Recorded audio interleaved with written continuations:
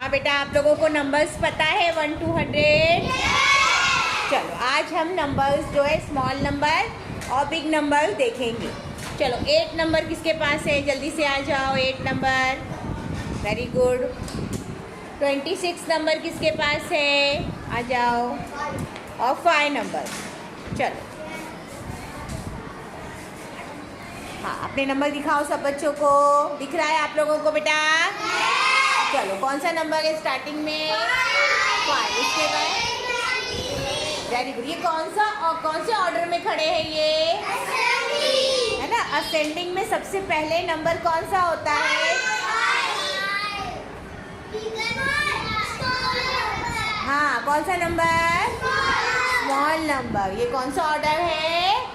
Ascending. चलो अब इसको हम कौन से ऑर्डर में खड़े रहने बोलेंगे बच्चों को?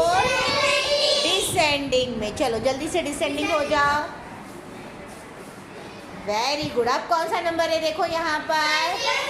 26, 8 और 5। ये कौन सा ऑर्डर हो गया? डिसेंडिंग ऑर्डर हो गया। डिसेंडिंग ऑर्डर में कौन सा नंबर होता है पहले? नंबर 26 नहीं बोलो बेटा, बिगर नंबर। कौन सा नंबर? Bigger number. दानियाल कौन सा नंबर होता है? आया आपको समझ में? असेंडिंग और डिसेंडिंग समझा आपको? Very good. क्लैप करो इनके लिए। शाबाश। लाओ नंबर्स दो, यहाँ रख दो numbers. Good, very good, very good.